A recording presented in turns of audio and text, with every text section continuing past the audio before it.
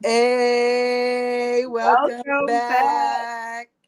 Woo, woo, woo, woo. We're going to get our jingle together. But until then, you guys are going to hear us. Woo, woo, woo, Oh, we woo. gotta preview our bop. You know what? Okay. Actually, yeah, we not now, but we're gonna get our little bop Yeah, because together, you ain't and practiced. yeah, we gotta practice. We gotta practice. We got to practice. But we are going But to debut a song to introduce y'all to the Juicy Talk. Welcome back. Welcome back on today's fourth episode. four, yeah, yeah, yeah, So I am Jenny from Limelight Juices. and of course, I'm your girl Ginger, your favorite spice. Everything nice. And of course, you know who we got today. We got some special guests. I want to introduce to you my homegirl. Her name is Jenae, and she's going to tell you a little bit about herself. So, yes, Miss Jenae, you go ahead and take over the mic. Y'all call me Jenae. I felt like I needed to have a name because y'all got one. so, but I am everybody's favorite financial therapist. Hello. Hello. What I do is I help people understand their relationship to money, how to keep it, make more of it, and live better. That's the key. That's the key to life. Money, power, and respect. It's the Every key to life. Money, yeah. power, respect, what you need in life. Hey, Yes, yes. yes. So let them know really quick where they can find you. Of course, we're going to do it again at the end of the podcast, but Mhm. let them know where they can find you on social media really quick, or not. That's okay. She's around in these streets. You'll be able to find her. So don't even worry about all of that. Fact. But what you need to worry about is this tea time. So sis, let's jump right into it. Let's jump right in. So, tea time is tea time, and we got the tea. And so, what's going on in the world as of our last episode? The election was won by Donald Trump. Once again, some people are celebrating, and some people are processing, and some people are just straight outraged. And it is shocking. I mean, we knew that one or the other, we knew what we were up against. It's going to be very interesting to see what happens now moving forward. How do we transition into this new presidency, and just figuring it all out once again. Every 4 years we go through this, so here it is. Yeah, yeah. Honestly, I feel a little bit of everything. I feel like obviously there's a winner and a loser. Do I feel dreadful? No, it's like I'm ready to move on. But to be honest with you, and the community, when you're poor, it doesn't matter who's president because it's still your life doesn't change. You're still poor. You're worrying about different things. You're worried about your child getting to school. You're worried about putting clothes on their back, food on the table. When you're working three jobs and you're still struggling to pay the bills, honestly, that presidency is like, if you can't help me put food on my table, it don't matter who's president. You know what I mean? And when they talk about, oh, inflation went down, you don't feel that in your pockets. So it's like I'm at a place to where it's like, you know what? Yes, it was disappointing. And I don't even know why it was disappointing. We still live in America. America is not ready to elect a woman, let alone a black woman. The reality is that we still live in a racist country, and Donald Trump is the president. And it sucks that we elect people in Congress that we trust to put in place that's almost like playing around with our lives. Like some things like, oh, your vote matter, but then when certain things get put into place, you don't have no say so. When laws get put into place, when they writing these laws and hiding stuff in them, so it just feels like a slap in the face. So to feel not so depleted, I'm just like at the end of the day in my community, I feel like just making sure voting on the state level, voting for these people who want our our congressmen, our senators, our mayors, our governors.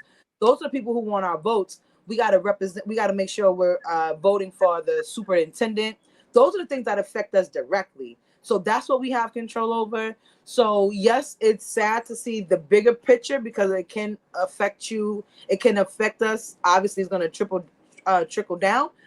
But at the end of the day, the poor people, we always suffer. So yeah, Sad reality, girl. Sad yeah. reality. And okay, I see Jenae has come back on. I'm gonna add her to the stage. Jenae, hello, girl. I made it. Sorry. Look, it's okay. You back. You back. I got frustrated and had to start eating. That'll do it. This Emotional. You like, happy. you know when you emotionally. It made me happy.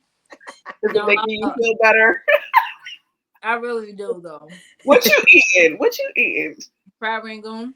And it's a whole crowd, dude. Okay, okay. Not ice cream, not cookie. Let me go get some Chinese food real quick. Yeah. It will always do it That'll do every it. time. Every My time. apologies, you guys. It's all good. No. So we just jumped into tea time, and we Mhm. was talking about the president elect. Now that we know Trump won, how do you feel about that? What's your tea on that? Um, I don't know. I really feel like I have a few thoughts. I've always had a few thoughts about it because we don't know what's gonna happen. Obviously, we kind of can feel it energetically. Those of us who are intuitive, we kind of can feel what's gonna happen. Um, I feel like his presidency is gonna incite more racism. I feel like a lot of people feel empowered by that. I also feel I have this theory. Now it's a crazy theory, but he's always talking mess about Hispanics. Like it's almost to a point that I'm thinking like, did some Spanish girl like reject him in like middle school?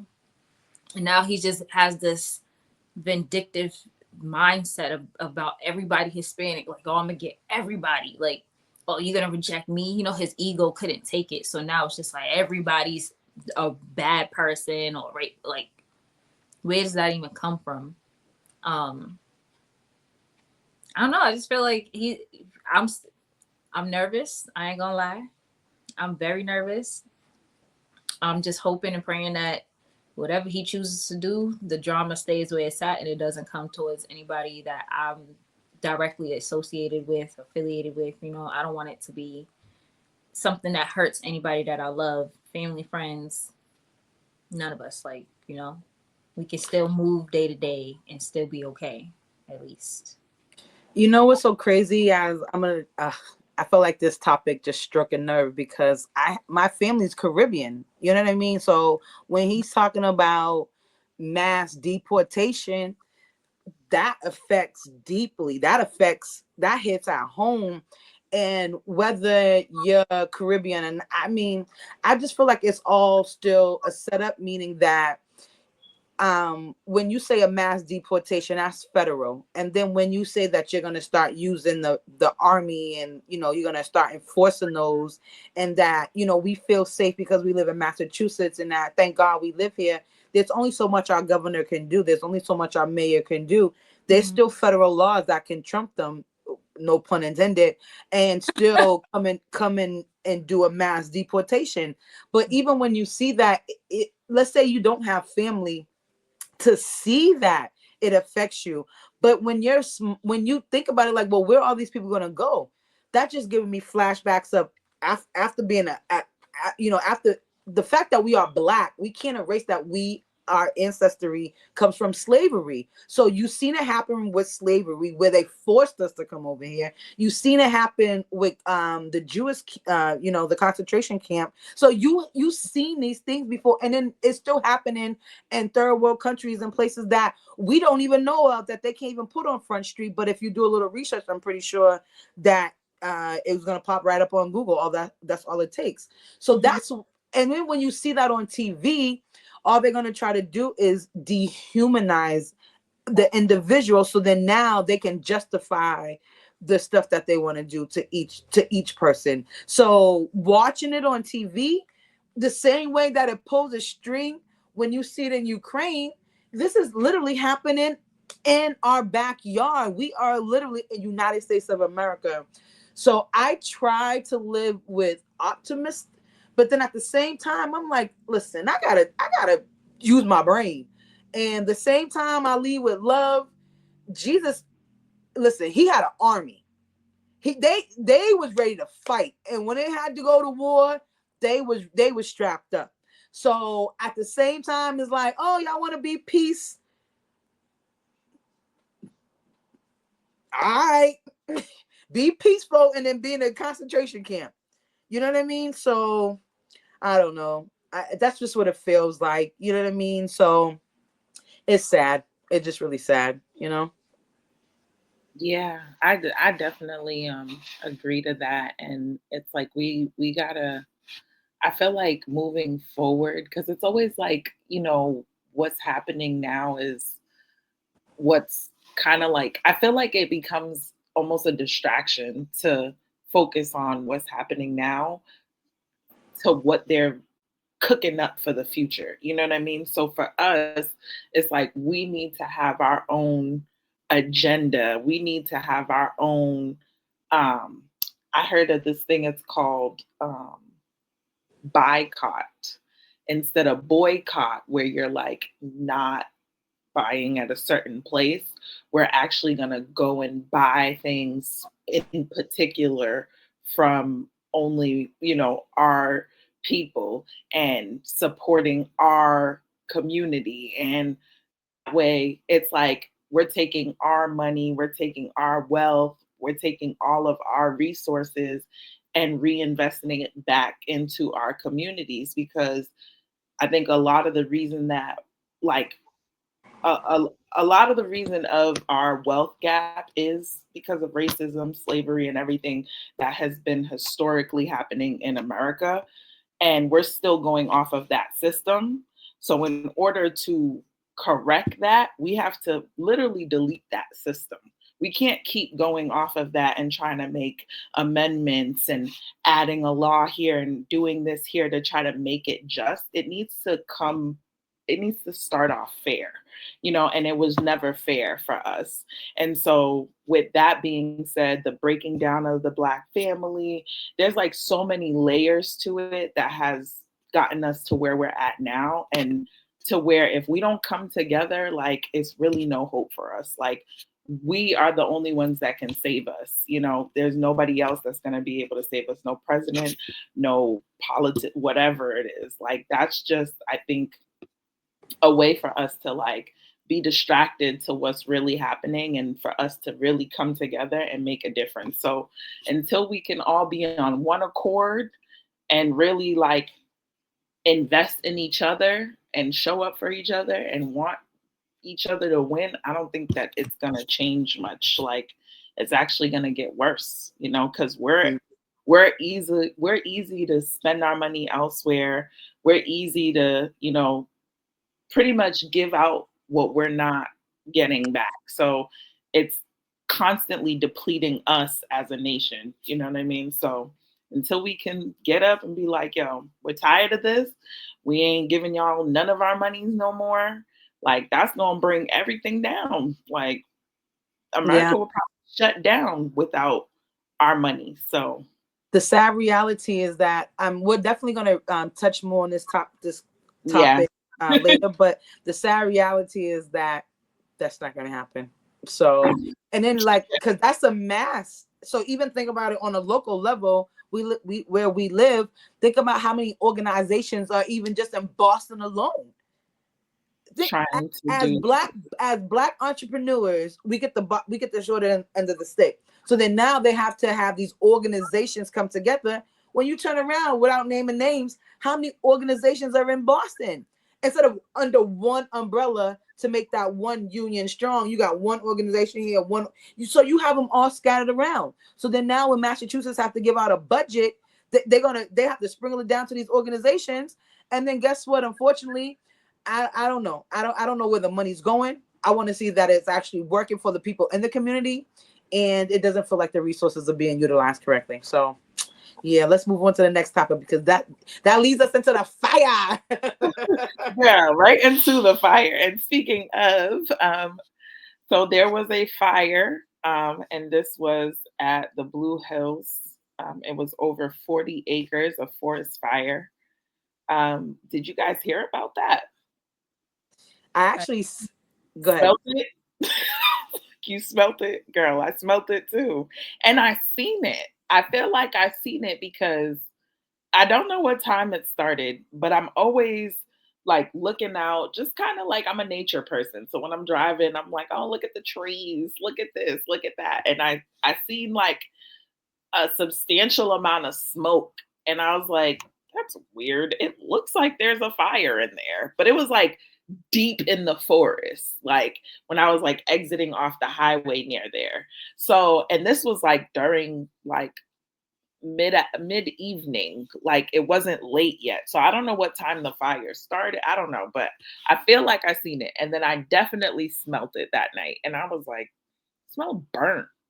And then I was like, what? Like that's 5 minutes up the street from my house. Mm-hmm. I thought those things only happened in California. I was just gonna say, like living on the East Coast and seeing that was kind of scary.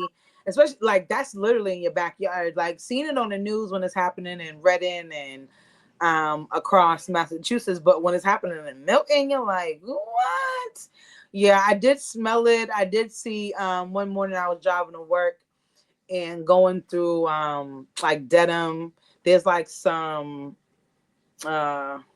forest. I can't think of the word. There's some places that people hike.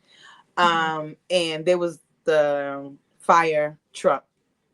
There was like a bunch of fire trucks there. So I was like, oh, they must be entering that way to help contain it. But I have a theory about that, but I don't even want to get into that because that's just scary. So I was about to say, you got a theory too?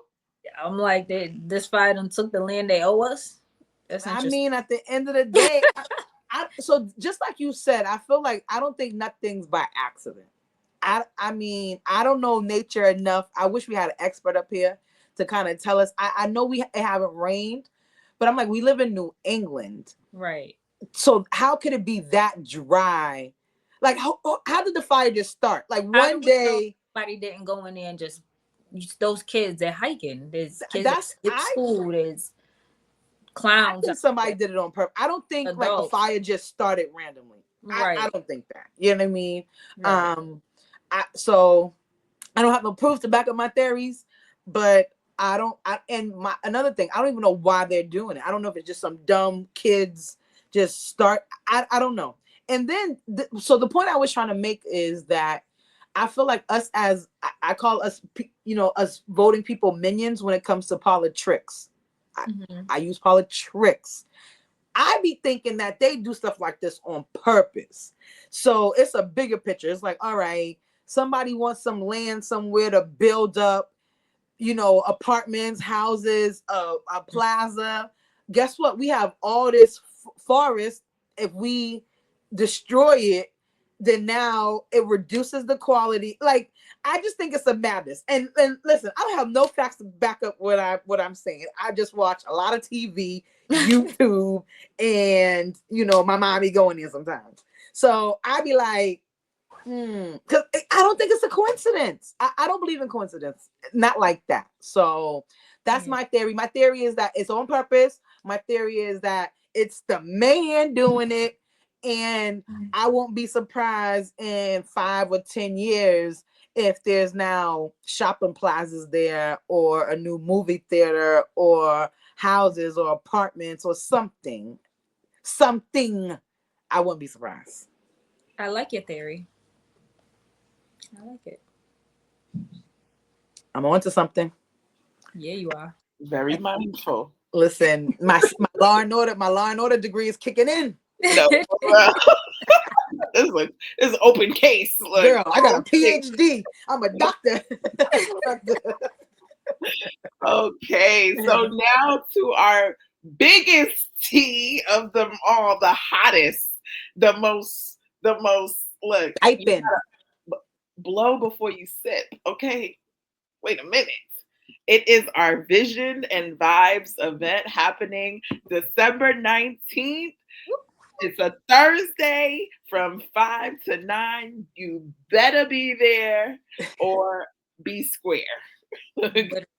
Be there or be square. You're not gonna be with the vibes. It's the vibe. It's a vibe.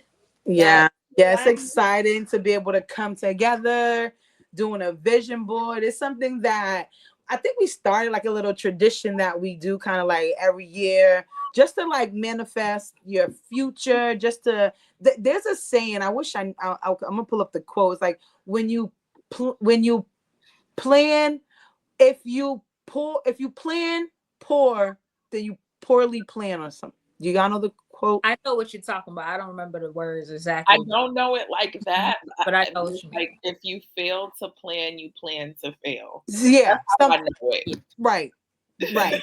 And that's just us planning our future. They say like when you write it and you see it, that's when it really comes to life into vision. So that's really the main point of this vision board is like this is our way of helping our community, ourselves to grow financially, to just be able to live and thrive.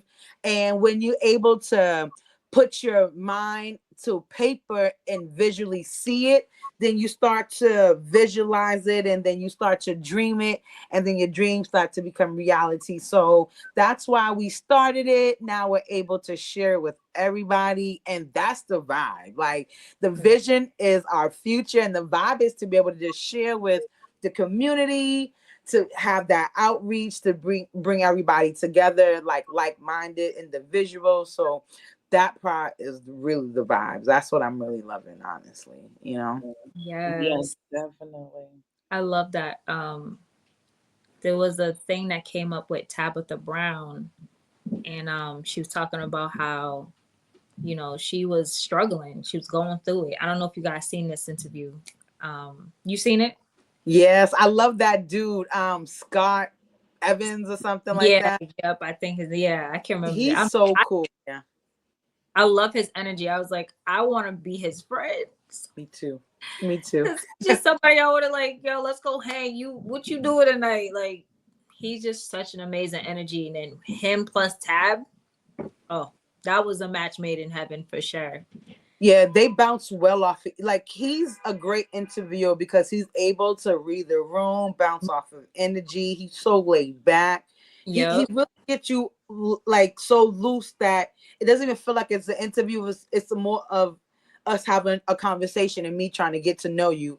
It's yep. just not going to be exposed to millions of people. So that's what makes him so awesome. And I'm like, I want to be your bestie. Like he almost can read your like he's just awesome. He's just so awesome. Jenny, if you don't know who we're talking about, I'm gonna send you a clip because he is dope. Like he's really cool. He's laid back. Yeah, he's funny. Yeah. And then when you see with different guests, you're like, the guests have different personalities, but the way he's just able to warm up and get to know everybody. Yeah, like people don't necessarily know Andrew Day's like personality, but you get to see it. So you saw that interview, right? Yeah, like wasn't it good? All of them. Like I try to watch a little bit of all of the ones that he's done so far. Yeah. Him and Duran was good. Andra Day was good. Yeah. So and Kevin on stage was good. I literally try to I watch all of them just because his vibe and energy is so funny. Yeah. Yeah. Did you see the Kevin on stage one? I didn't even watch his. I missed it. I don't know why. I feel like I'm holding that in the bag for like a really good moment. Maybe tomorrow morning as I'm driving around. I'm about to say, you know what? It's one of those things where go subscribe to him and just watch all of his interviews. I love Kev on stage just in general. I just didn't watch this particular interview and I'm not sure why. I'm like I don't know. Something's stopping me from watching it because I'm gonna have to watch it at the right time. But yeah. Tabs was like, I think the one that stuck with me the most, just based off of like hopping into the vision and vibes aspect, right? Because a lot of people just be wanting to say they're going to be a part of something just to be a part of it, but not really understanding the depth of it. And I would like to say that all three of us are very spiritual individuals, right? So this is more on, I feel like for me being a part of this is more on a spiritual sense, because I've seen how doing vision boards have literally changed my life on so many forefronts. Even when I didn't even understand what I was doing, I was just doing it. But hold it, it's like when she said her and her husband sat down and made a list together about how they're gonna trust, what they're gonna trust God for. And it's like, just think of the most outrageous things. So out of nowhere, like now you're starting to check mark off all the things on your list because God literally came through for you. So Mm. it's one of those things that I really like when we're in the moment at the event, talking to the people. Oh, we gonna be talking. I ain't gonna preach, but I'm gonna preach. Hello. Yes. Because people need to really understand the power of what these vision boards can actually do. Because people be so, they be just limiting themselves. Limited beliefs are crazy. Mm. And then people be so limited, they gonna put it on their board. Like, no, stop. Why can't you have something bigger than that? Like, why can't you have a mansion if you want it? Why can't you, like, really think deeper, think bigger, think big? Hello, like, why not? That's the whole purpose of it's a board. Think about the most outrageous things that you would never think you would do, but what you would never tell somebody you would think to do. Put it on there. Never know. Yeah. You I know, I love the exercise. Oh, go ahead. Oh, I was gonna say I love the exercise because when I started doing it, I probably started doing it like 4 years ago, 5 years ago, Mhm. pre pandemic. Because I heard about it whenever it came. I feel like it was like a fade, like a hype one year, like right before the new year, and everybody was like doing them, and there was parties and things like that. But whenever that was, I would do it. And the very first time I did it, I remember praying first, and really feeling God's presence there. That was like the first time that I like really was intentional, and um, there were things that I wrote down. I still have this list. It's 101 like bucket list goals, and every so often I'll read it and I do see like, oh, I did that. Like it's a crazy realization because you're supposed to read it every day. So just like with the vision board, like you're supposed to put it in a place that you can actually see it every day. And so that way it's like working in your subconscious. But I didn't even do that. But just the power of writing it down, the power of here and there reading it, like I guess somehow it was just something inside of me that was like, I'm going after it and I'm doing it. So I've done a couple of things, probably at least like 10 of them, and I have like one plan before this year's over. And I didn't realize, like, I don't be tying the two. I just be going to the list and be like, oh shoot, I wrote that down and I'm doing it. Like that's crazy. So it's fun. It's fun to see. And even in creating that, it was literally like a blueprint for my life. And it was so much fun because it was like you could literally put whatever you want. Like you said, think big. There are no limits. And we're so used to that. In particular for me, based off how I grew up, my financial situation, I grew up with a mother that was like, we're like she's Mrs. Cheap. Like she don't want to spend money, and we're not used to the finer things. So to expand my mind into what can be and not what I'm so used to can be a hard thing to do. But this exercise allows you to like open up your mind and allows you to have whatever it is you want without, second guessing yourself and just being like, okay, if I get it, I get it. If I don't, like you're not even thinking if you don't, because you're just putting it on a board. What harm is that going to do to you? You know what I mean? So it does work though. It works. yeah, Yes. I'll just add to the spiritual part of it. I think for me, where I'm at right now, my journey is just it's all in alignment. You know what I mean? A vision board is nothing but manifestation. A vision board is God gave you something, and then now what you're taking that is you're taking that what He gave you and you're transforming it onto something that you can visually see it. So whether you write it down in a journal, whether you put it on a vision board, it's still something God gave you that you can focus on. You're saying, all right, God, I want to focus on what you have for me. You gave this to me. Now give me the tools that I need to be able to let everything come to fruition. And as I look at my vision board, there's some things that, so growing, I was the same way. Like having 4 kids, I couldn't, in my circumstances, I could not see past my nose.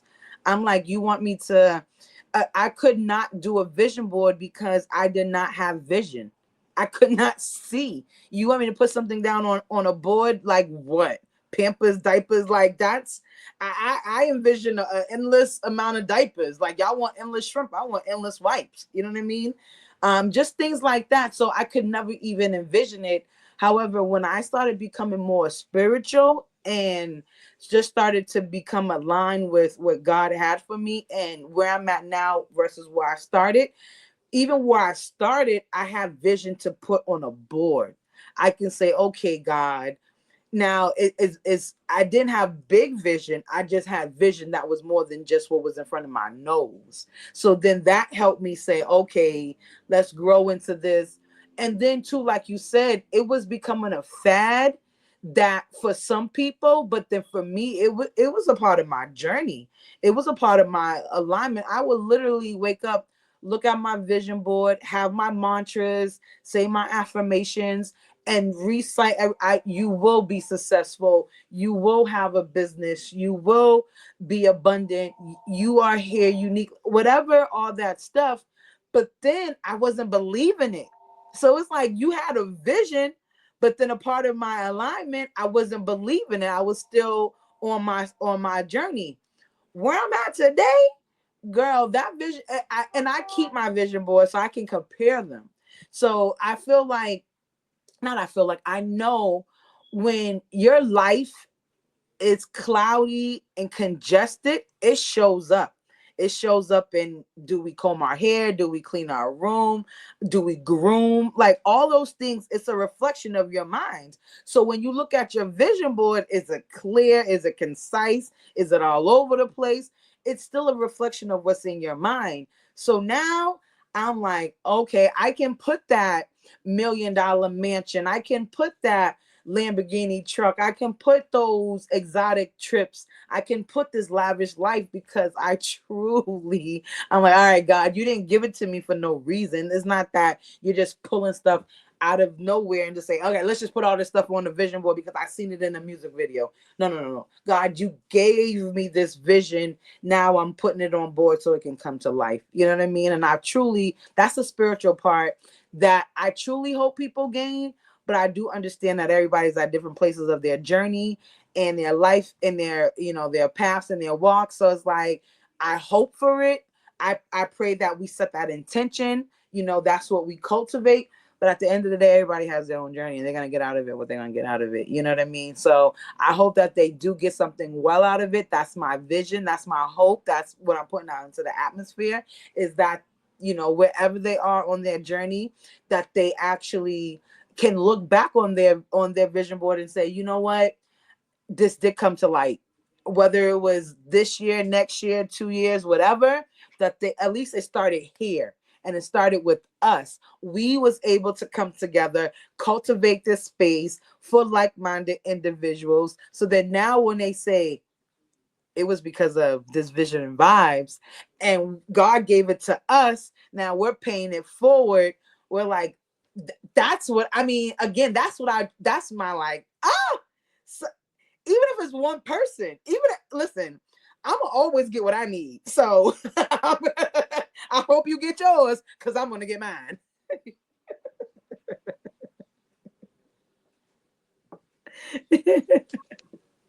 I love that. I feel that sharing even just one person is so true. Like the impact, it feels like, 10 million people. It's still the same feeling. It's Mhm. definitely gratitude. Yeah. Yes, y'all. Oh, did you have something to add, Jenae? No, I was just saying I love this. This is amazing because I think it's going to be more powerful than people expect. Mm, Honestly. And that's why it's important for people to come into this room because it's not just us doing this vision board. Like we're going to be we're gonna start networking. It's a networking event. It's all the things, like whatever the vibe is that you want to walk in on, that's what it's gonna be. Like, it's, except for the negativity, we ain't gonna do none of that. So No, rebuke. rebuke it in the name of all the You'll Jesus. get clarity. You'll get a sense of purpose. You'll get to be around like-minded people. You'll get to really put yourself out there, because you never know. Like the people that you're around, the people that you're in close proximity with, you could literally be 2 connections away from that dream life or that thing that it is that you want. So put it out there, like, but also around the right people. And that's what we're cultivating, is a space where you could feel open enough, and also it will be received. Like, the energy that we're bringing is think big. Look, so how big can you think, baby? Look, that's how we come in. So we be like, that's it? That's all you want? Look, you want to live again? That's it, girl. You sure? You don't want to? You want a mansion? That's it. Just one. Girl, you can get 2 if you want. You can get a summer, a winter, a fall, a beach. Listen, I want it all. Listen, I love it. Okay. listen, I want a house manager. Okay, Hello. you know you got money when you got a house. You don't think manager. about that. You don't think about that. I'm not even washing my own clothes. I'm not washing my own dish. That's what I'm doing. I'm taking my clothes off and somebody's picking them up. Hello. Girl, as you take it off, what you mean? I'm not even taking my clothes off. Somebody's taking my Let it clothes hit off the for me. floor. Wait, hold on. You remember Prince Akeem? He's like, my son works. Nah, that movie is a classic. I love that movie. My husband's gonna be like, my wife works. I'm like, honey, I just had to take my shirt off. No, babe. I'm not even gonna wash my own body. Somebody's gonna wash me thoroughly, okay? Okay. No, guys, but yeah, that tea time was so awesome. Thanks for the updates. You know what I mean? Mm-hmm. Tea time. That was some piping tea. I ain't gonna lie. That was some piping tea. Piping hot. And if y'all don't get y'all tickets, yes, you square. Okay, make sure y'all save the dates. Make sure. Right, Jenny. I don't know if that's a square, Jenny. That look more like a diamond. It look like like what was that? Like the Illuminati, don't it? Right, I'm like, what was that? That's not what we promoting. We are not a part of the right, like a diamond. Jenny had. I don't know what Jenny. Jenny throwing up gang signs. Y'all. Just come buy your tickets. That's it. Yes, get your tickets ASAP, yo, because limited space. It's in a great price place. Will go up. So I don't know what y'all waiting on, because early bird gets the worm all day. All day. Right. Got that early bird special. Make sure y'all take advantage of that. Yes. Listen, don't miss out. You know, you don't want to be the one that's watching it on Instagram like, I wish I was there. That part. I mean, but you know what? Those who feel like they need somebody else to do it first type thing, they're going to end up missing out. And when we start to make this even more exclusive, and like, you never know how this is going to become in the future. So at the end of the day, yeah, I mean, if y'all ain't there, that's y'all's loss. And then y'all going to be complaining top of 2025 throughout 2025 into 2026 why stuff didn't go the way you envisioned or thought it could be, because it's something as simple as just coming in, vibing, eating, drinking, whatever you want to do. It's all, we're giving it everything, that whole experience in one place. Yes. And you want to be, but go ahead, babe. No, I'm saying it's before Christmas, so right, ready. Exactly. And I was going to say, it's perfect for someone who's never done it before. I think it could be a little intimidating if you're like, oh, I don't know what this is about. I never heard of it. Or, maybe you have an idea of something, whatever. We're very open to you coming in. Just at least come, we provide everything anyway. So it's not like you have to bring anything, just bring yourself, And so I think that's important. If y'all want to come check it out, Definitely get your tickets. And you got to remember, you want to be in the right room with the right people. And this is the right room. There's going to be Yeah. some heavy hitters in the room. There's going to be some playmakers in the room. And that's who you want to surround yourself around. When you want to grow, when you want to win, you want to be around winners. So just make sure you grab that ticket and you just come and you be in the room. And if you want to be around some champions, you know where to be on December 19th. You're Whoop.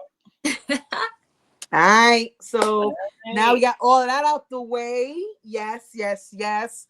Let's jump right into it. So tonight we got some juicy topics, we got some questions, and it's more so geared around the fact that we are Black women, entrepreneur, businesswomen. I feel like let's talk about our experiences. Let's, the fact that we are in Boston. We talked about it a little bit in tea time. How does business affect you in a good and positive way? So we'll get into a lot of things, do you still experience racism in the community, just in business and entrepreneurship? We'll get into all that type of stuff. So, let's just jump right into it. Jenae, let's start with you, right? So you are in finances, yes. right? So as a financial educator, Mhm.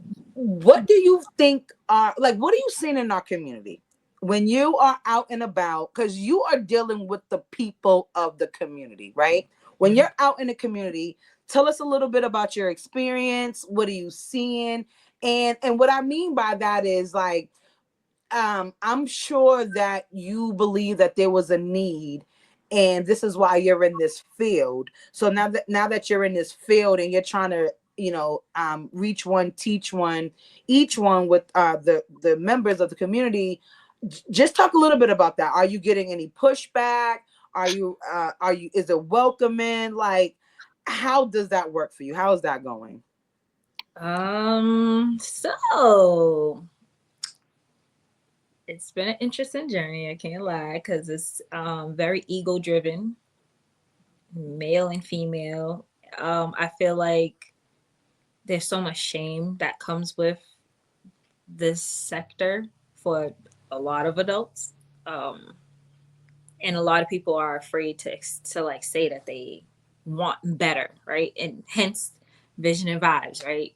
People get into this limited belief and then they don't think that they can have better. And then I have to be the bearer of news that, you know what, yeah, you can. Actually, it's a thing.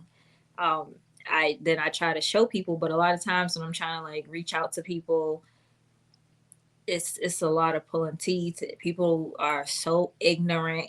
Like the ignorance is crazy.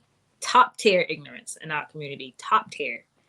Um, Especially the men. And I feel like it's when I'm talking to a lot of Black men, their ego is crazy, their ignorance is crazy, but they're the ones held to the highest standards, which I'm trying to understand how you not want to do better with when it comes down to the financial aspect, considering how, like, look at the way of the world, look at how it's presented on the internet, where it's like, now you need to be giving me money, you need to be making this much, you need to be doing this, da, da, da, da, all these like standards that a lot of women hold against men in general, but they feel like they have it figured out. So me being a young Black female, when I'm going to them, they're kind of looking at me like, what can you actually tell? I'm good. Like it's always, I'm good. I have an accountant. Okay. I have an accountant too. What the hell that got to do with me? I don't do what an accountant does. That is not my specialty. Everybody plays a different role. And it's important for you to understand how each role is utilized. So you could be missing out on something just because you want to be that ignorant. You know what I mean? Like I'd be open to hear people like, oh dang, I didn't know, what do you do exactly? I want to hear more about like, how does this go? How does this work? Whatever. Then I could put a strategy in my own mind about how I want to use that, if at all. But I'm not gonna shun somebody just off the strength of what you think you know. And you have no damn idea. Like it'd be that. So because I really got frustrated just dealing with the Black community in general, because I just don't have time to be playing with people. I don't have time to be fighting. to get people to understand why they need something, or why it's important for them to have something that is readily available. um, I'm going to it. I changed my whole business model, so I'm gonna go to the top. So I'm going after corporations because those are the people that our people will listen to before they listen to us on the ground. So it's like, okay, I'm gonna go to the top. They allow me in. Now you're gonna learn about it. Why not learn about how money works in the space that gives it to you? So Yeah, you know what's so sad too? It's like these are the men that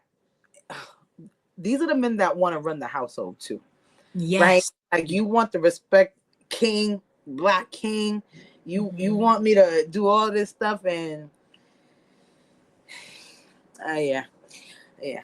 All right. So, Jenny, as I mean, you wear many hats as an entrepreneur. You like to call yourself a serial entrepreneur. Like especially as like a traveling hairstylist and your clientele. How is that experience for you? The same question goes to you. You know. Um, yeah, no, I definitely find I've worked with all types of people, in particular, people who are different from me. And sometimes I feel like there's an obvious connection. I like to make people feel good and look good. And so what I do doesn't really matter who it is, but I do feel that it's almost like slights or microaggressions that happen in my industry. And I also have been in the financial industry, so I can totally relate to what you're saying, Jenae. And, just like it sucks because when I went into it, um, I feel like being a Black woman in business, there's always this need to represent, right? Like I'm going into it knowing that everything that I do is representing a Black woman in business. And I think there's a stereotype of what we offer, that we're unprofessional, that we're just, I don't, I feel like what I hear and what I'm trying to create in my business is different. So I don't try to adhere to that or, really follow that. I'm more so like, okay, let me, show up on time. Let me communicate. Let me do the things that, as just a professional, I should be doing. And then in the back of my mind, knowing that I kind of got to go that extra mile because I am a Black woman. So if the time starts at 9, I'm trying my hardest to be there at 8:45, 8:30 even, because I don't want to just be early. I definitely don't want to be late because the moment I'm late, I'm not going to get the same grace. I'm not going to get the same, understanding. It's going to be almost like an expectancy. So to eliminate all of that, I'm showing up earlier than anybody else. So it's almost like a shocker. I like to shock people, um, because I understand how I present plays a part. So the fact that I am a Black woman in business, I do have to show up a certain way. And how I deal with people, I do the whole code switch, right? Like how I am with my friends and others is not how I am in a professional setting or how I talk to certain people. I kind of in a sense, um, depending on who I'm speaking to, I speak to you how I feel like you will understand me. I don't try to uh like I don't try to say too much or not enough. I try to keep it where there's a level of understanding because once you start communicating with someone, you understand, does this person want to be left alone for whatever reason it is? Let me leave them alone. Do they want an interaction? Okay, let me engage, So I kind of read the room in that sense, but I have noticed things, and I try to show up the best me first. And then after that, I know that I'm also Black, I'm also a woman. And so all those parts play a piece. Like what I wear, am I covered up? I have a shape, so I'm mindful of that. So many different pieces, and especially in a business setting, you don't want to be sexualized. So many different aspects, but I do keep that in mind in my day to day in business, that I am a Black woman. Yeah, I know. Working in customer service for 20 plus years, I've come across all types of scenarios. I have all types of clientele.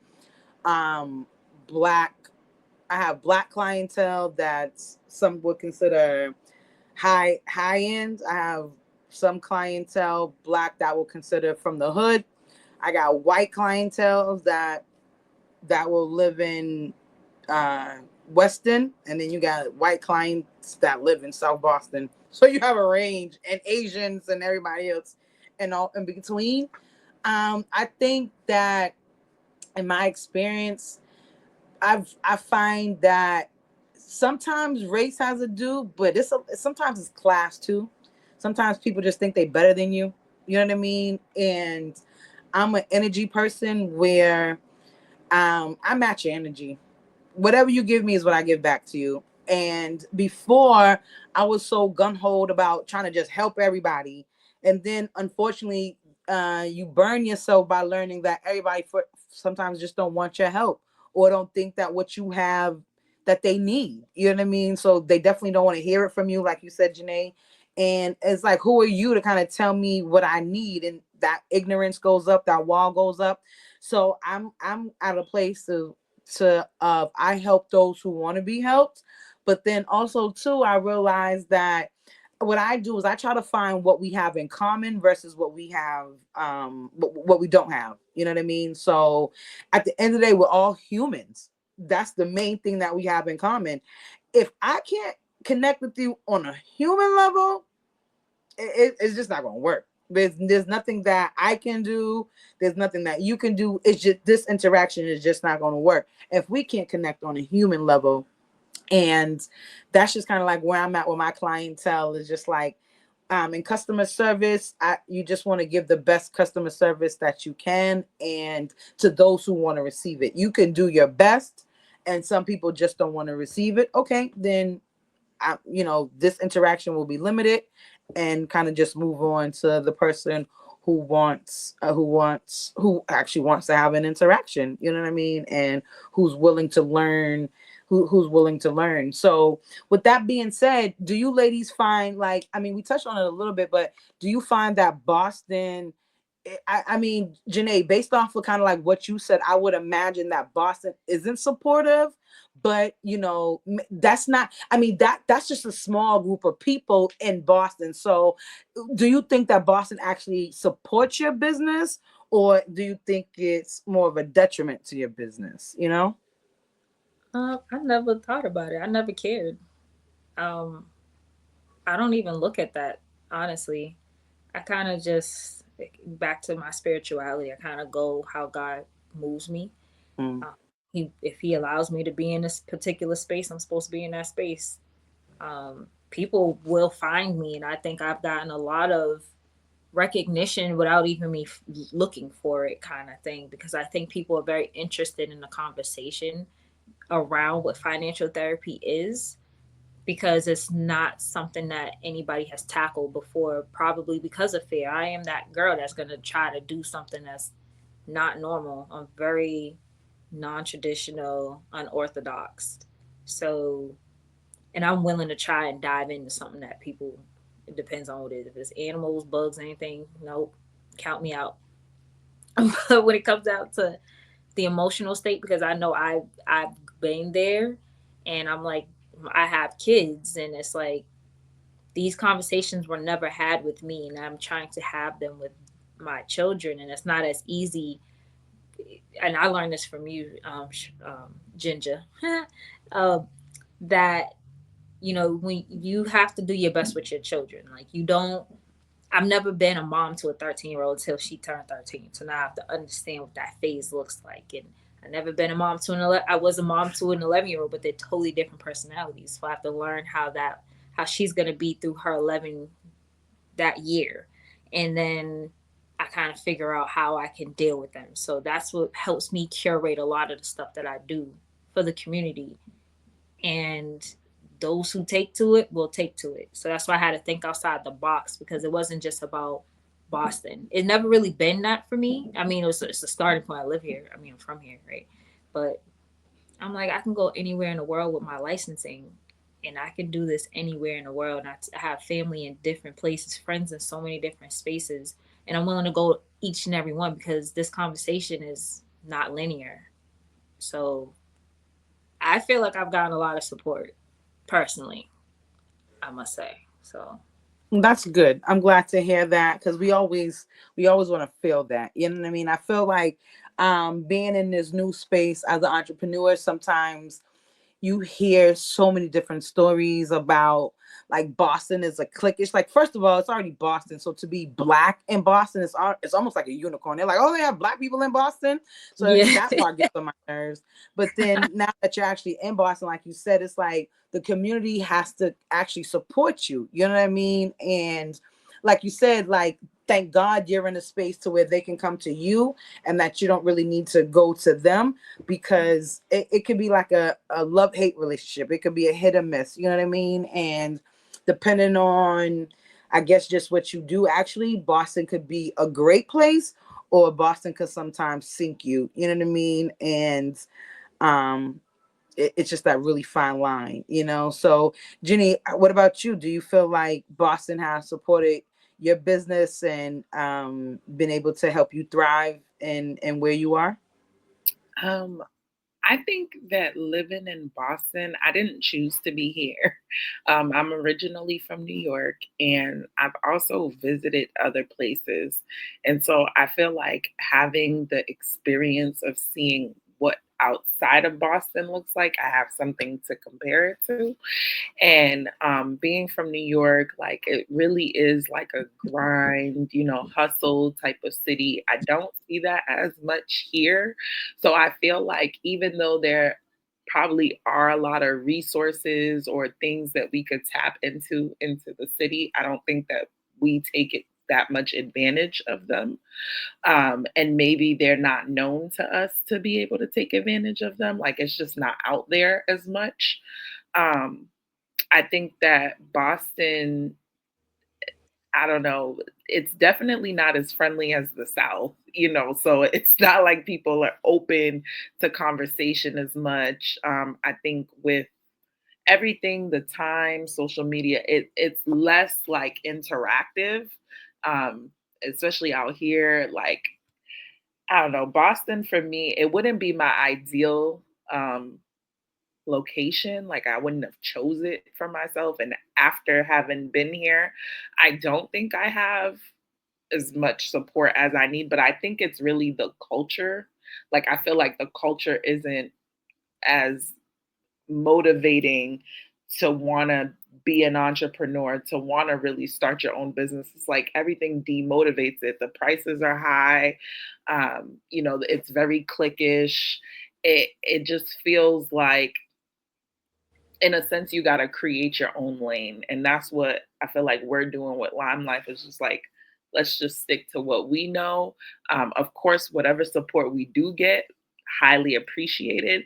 But I feel like if we were in Atlanta, like having a business for 3 years, it seems like there's a community that really supports you out there. Being a Black entrepreneur, being a woman in business, it seems like a lot of people come out of there successful, and it's cheaper, right? So um, the cost of doing business up here sucks. The people out here, some Don't of don't you better not say it. some of them suck. No, just saying, but nah. But I think overall, I would 5 out of 10 would have recommended. No, I'm just saying, but Yeah. Wait, you said a 5 out of 10. Put it right. You said I'm trying to say it fast. Nah, but I think that if I could say good things, like, look, if you have something nice to say, I got something nice to say. I think that like we're definitely winners. You know what I mean? Like we are about like Boston is a rich um place, very wealthy. There's a lot of cities. If you can't find a job in Boston, I don't know, like it's always opportunity. I think that we just need to be able to put ourselves in position to make it happen. So that's I think it falls on us individually, you know, not so much our area, but the culture is not that strong in that sense, I don't think. I agree. Being a Bostonian, I love Boston, but not for like as an entrepreneur, just as a person because it's in my blood. It's definitely true what you're saying. So the reality is that Massachusetts is still systematically racist, right? So there's a saying that I heard recently: the South will let you get loud. The South will let you make noise. Sorry, the South will limit your noise but let you make money. The North will let you, no, sorry, backwards. The South will let you make money but limit your noise. Up north, you ain't making no money, but you can make all the noise that you want to make. The reality is that Massachusetts is still systematically racist, so it's in a situation that it's only set up for you to succeed just a certain amount. When we talk about rich, we still got to keep in mind that doesn't include black people. When we say rich, it's not rich in your heart, it's rich in your money because of the Commonwealth. But that's made up of old white men. So that's what we're under. That's what we're fighting against. That's what is holding us back. The Unfortunately, the rich people in Massachusetts, they don't feel the same burdens that some of our constituents feel. That's some of the things that we feel. You know what I mean? Like our children go to particular schools in our neighborhoods. These rich folks, they don't experience no heat in their school. They don't experience the lunch that our children are eating. They don't experience the education that they're getting. They don't experience none of that. And by us living in Boston, our resources are extremely limited, right? So when they say all this stuff out there, yeah, but they don't there there's opportunity, but it's not only limited but scarce. And again, to keep you held back, they intimidate you with paperwork. They intimidate you with words, jargon, language that you ain't never heard before. They don't make it easy for you. They put permitting, licenses, fees in the ways. They have so much restriction that you're like, wow. So you don't even know that this is happening until you live somewhere else, and then you see how easy you go to the South. And these are ran by Republican states. These are red states. And the people say, one thing I know for sure is somebody always is going to remember how you made them feel. When you live in Georgia as a black woman, as a black person, you feel like you rich. Never mind the oppression that you actually getting, because you can live in a house. You can have a front yard and a backyard. I can pay my rent and my mortgage on time. I can buy groceries. I feel good because I can start a business in a gas station. And my people understand the struggle. So we come together and we lift each other up. Unfortunately, we don't have that same experience in Massachusetts because we are still, you think you free, but you're not. We're not free until we all free. So we are thinking that, if we have the crab in the barrel type of mentality, when now Jenny's up here, but then, oh, I don't like Jenny being up here, so I'm gonna pull her down here, because we have the mind frame, like you said, we don't have the go get a mind frame. We don't have, and I'm saying we as Bostonians as a whole, not individuals. We as a whole, we don't have that hustle. Unfortunately, we still have the mindset of, let me hold on. I don't want to share because I don't want you bigger than me. Instead of saying each one teach one, we're gonna grow together, we saying, nah, I'm gonna hold on to this and I'm not gonna share the piece of the pie, because first of all, I don't know when this is gonna come back around. And then two, you're not even gonna, like, it's just that mind frame of, I gotta hold on to everything because it's the scarcity mindset, right? So if you have an abundance mindset, it's gonna be a little bit different. Then you're like, all right, I made it, so let me pull everybody else up with me, so then now we can all be at top. But unfortunately, it's still the red line, and it's still the taping. Think about it. It's happening right now under our nose. You live in, you live in Mattapan, Hyde Park, whatever area. When I grew up, certain areas was Mattapan. Now they're Hyde Park. Or certain areas was Dorchester. Now it's Roxbury. So it's literally redefining right in our face, because more people are having kids, more people are moving here. So guess what? You need more schools. So then you have to readjust. But then guess what? If you live in a different area, now your taxes go up. Now your kid going to a different school. So if your kid go to a different school, what resources are in that neighborhood to provide the adequate equipment, right? We don't even have the wherewithal to even say, guess what? We deserve the bare minimum. And the fact that we're not getting it, we should be able to come together. But like you said, we don't have the hustle mentality to be like, this is wrong. We have the mentality like, you know what? Well, I have heat, so I don't feel what you feel. My struggle ain't your struggle. I'm not cold. I'm actually warm. And I'm living really good. So I don't want to fight your fight.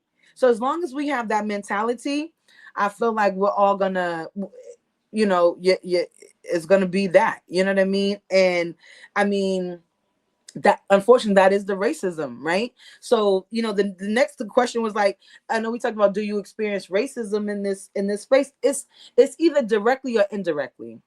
And what I mean by that, as an entrepreneur, right? You're a Black entrepreneur. You have a business. Our business is supposed to feed our family, supposed to provide for our family, right? But if you have that mind frame of Black people not supporting, well, then who's going to support you? Is it going to be the others, everybody else?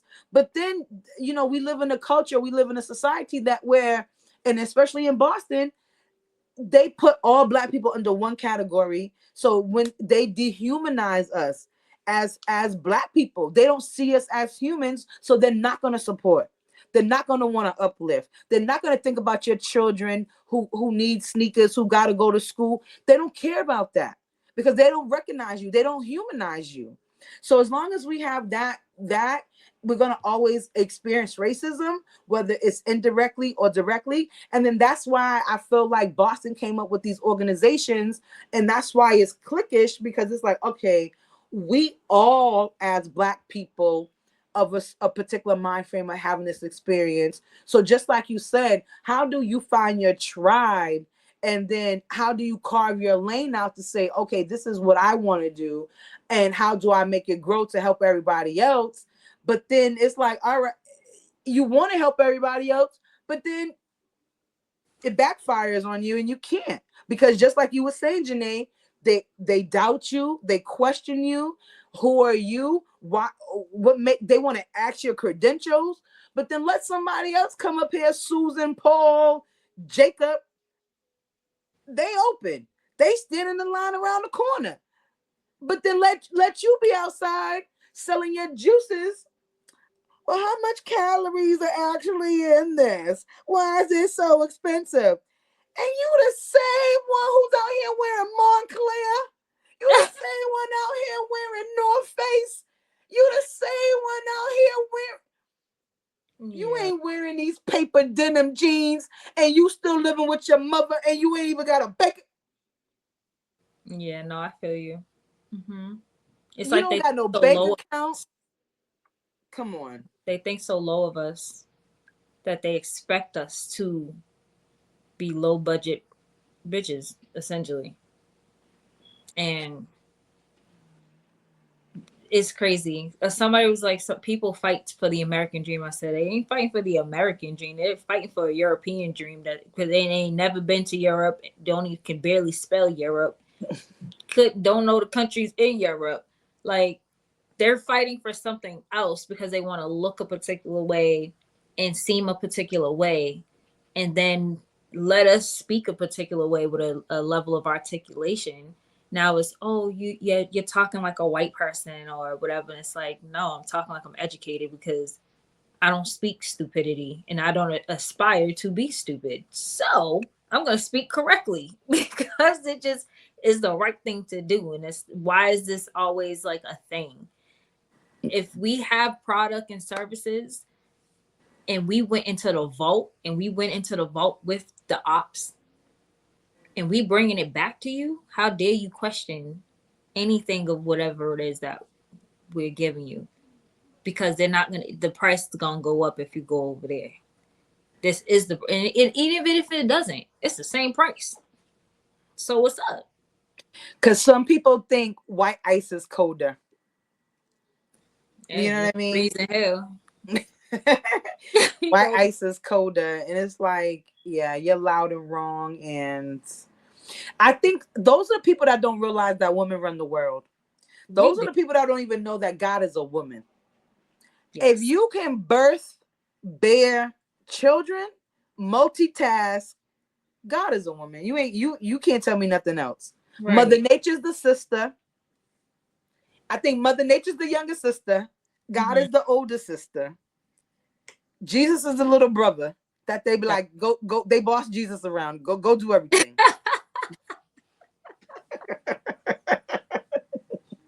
I love it. Funny.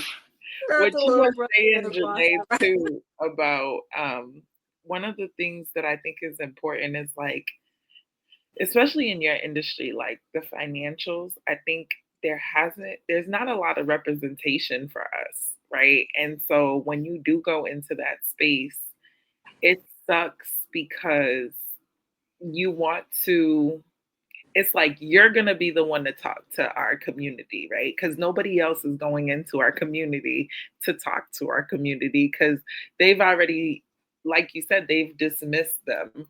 They don't even, we don't have the resources. We don't have the wealth. To them, we're just dollar signs. So if we don't got the right amount in our bank account, I used to think that you could only see a financial advisor if you had $50,000 or more because I was working at a bank. And that's the only time that we could refer them. And most of the people with $50,000 or more were white people or not. Really? That's not, what's happening in the banks? Not us. And so if they had $50,000 or more, that's the only time that you could refer them. So I thought I needed $50,000. Wow. Okay. So that's why it's important to know how each sector of the financial industry plays a role, because I did not know that. I don't work in a bank. I never worked in a bank. So to speak to a banker and hear how that system runs alongside what I do, alongside what an accountant does, alongside what a bookkeeper does, right? Like all of these people play a role in the industry, right? That's why I don't believe in the words financial literacy together. I don't believe in it because I don't feel like we'll completely and wholly be financially literate because there's too many pieces of the financial world to understand. It's kind of like in chess, there's a certain number of moves that you can make on that board. That's like a total number of moves, right? It's like a crazy, like 144,000 or something like that. So it's kind of like you have to know all 144,000 industries and moves in order to actually know what to do, which you're not going to know how to do it, right? We don't have credit counselors, right? I had to go do my research because I was like, why are we always talking about credit repair this, credit repair that? what about the preliminary stuff before we even get to the place of repairing it? That doesn't make sense to me. Like, how is there anybody out here that's talking about what to do to make sure your credit stays up to par? How can we keep it intact? Like, you know what I mean? Like, and the fact that you're saying in the bank because you work there, there was that thing, that criteria The limit, yeah. And that so that's why would imagine you how many fail? people are under that limit that I couldn't even have the conversation with. And so I wouldn't have it wouldn't, it's like it's not even a criteria. I wouldn't get compensated for it. There's That's no need, right? systemic right there. Because Right what? there. And then me getting this information, working at the bank, I didn't know the power of, like, the fact that I was getting a consistent income. I didn't know the power of that. I didn't know the power of the fact that I didn't have any credit at the time. And so when I got my first credit card, like you said, I didn't have a credit counselor. I just started using it and I didn't know how it worked. I got a bill, I paid the bill. Like, so many things that we don't know, Mm-hmm. and having representation, it would help if we would allow those people to help us. But then it gets frustrating, right? Because here you are trying to talk to us and we're like, no, we're all set. And we don't even know what we're all set about. And So we can't even get to 50K that gets talked to. Come But on. guess what? You know what? Now that you're talking, I'm feeling so triggered with Boston Public Schools. We wasn't even taught that from school. Think No. about the districts, and I'm just going to use Massachusetts. What they're learning in Newton, Wellesley is totally different. Their criteria is totally different than what they're learning in Dorchester and Roxbury. Yeah. It's not being taught to our kids. And Financial education, stocks, how to manage your money, credit, how to balance bank up. None of that is being taught to our kids, right? how So about, then now go ahead, babe. oh no, I was gonna say I just thought about this too. Like they were talking about how when the Civil War happened and they were fighting for like integration, right? And everything was separate but equal. But was it really? It wasn't, right? And like when you think about it now, it's still separate. Like it's still literally the same way. The inner city Boston is nothing but black kids who get the bare minimum. Black and brown, yeah. You know what I'm saying? Yep, they get the bare minimum. And then you got the outer city, like mostly white kids, or, and very, very few, but like they get all the. But at the end of the day, that's not designed by accident either. The fact that every state has a hood, and then now you have a president who's like, bring it back to the states. Yeah, so then now you can live in a state that don't give two flying nothings about the underserved community. But the fact that it's designed, it blows my mind. Why do we even have an underserved community? right. How is that possible? Because also too, what we're so good at is putting a band-aid over the wound, right? We're not figuring out, well, what's cutting us up? Why we keep getting all these cuts that we I need know to why. Band-Aid, Ego, right? ego, and ignorance. No, Yeah, honestly. it's not. I'm ego, ignorance, and then two. This is a part of me feels like it goes back to like what you were saying, Jenny. It's like almost like, okay, we know they're never gonna like wipe everything away and restart, but I almost feel like it's like a video game where it's just like okay, because it's classism, racism, sexism. Once you put the rich, if a rich man gotta feel the same thing as a poor black man, that's when it's gonna change. They're never gonna understand the trials and tribulations, so therefore nothing's gonna change. So if you can kind of like wipe everything clean to where we're like start the game completely over, unplugged to like we're all at the same playing field, they get to see you different. Now they get to relate to you because now we're all on the come up. You can't use your money, you can't use your privilege, you can't use none of that. All that shit is out the window. So now we're equals in that sense. So then now if we want to come up together, it makes you more inclined to want to help. But if you don't feel that struggle, it's always going to be the same, because it's never going to start where it needs to. I don't want to say where it needs to be, but because I feel like education starts at home. But the reality is that our kids got to go to school, and then now they have to be around other people. So if now you're around these other people who are now brainwashing our kids, or brainwashing our kids in ways that there is disinformation and misinformation, because these teachers still have personal preferences, and these teachers are still looking for jobs, who as long as they got a job, that they may not even be from. And now I'm talking from my experience. I went to school where teachers didn't even live in Boston. Right? So now you're coming from a place of privilege, because you're talking to a kid that doesn't understand nothing that you're saying. And then, like you said, now you find that teacher, instead of rising the kid up, he's dumb. They're dumbing themselves down. So then what are you up against? And now, if you go back to the schools, these teachers are up against 25 kids in their class, 28 kids in their class. Out of these kids in their class, they're coming from broken homes, challenges. How are they supposed to now focus on? So it's a domino effect, but the way they're doing it is because they're able to get you from birth, from when you're even in the womb, from what your mom is, from what the woman is carrying, how she's even taking. It's starting in the womb. So our children are really coming out with not even a fair chance. They're not even on even playing field. So we're already starting back. So we're talking from an adult point of view, when it's actually starting from the infant meal, that what they're putting in, what our kids are eating nowadays. It's even in the milk. It's like, so it's like, are we set up for destruction?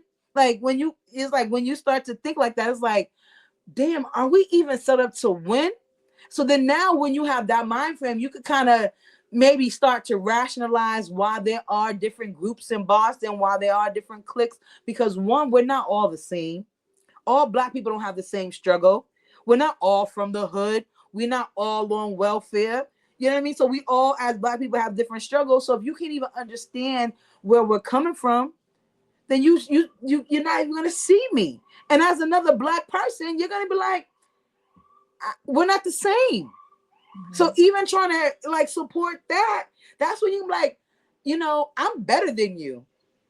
What? How are you better than me? Because you live in Newton, and I live in, Dorchester, Hyde Park. So you think you're better than me when Hyde Park is up the street from Milton or Dedham? Yeah. No, you're right. And a lot of times it's the adults. I really think it's the adults. I know a bunch of dummies.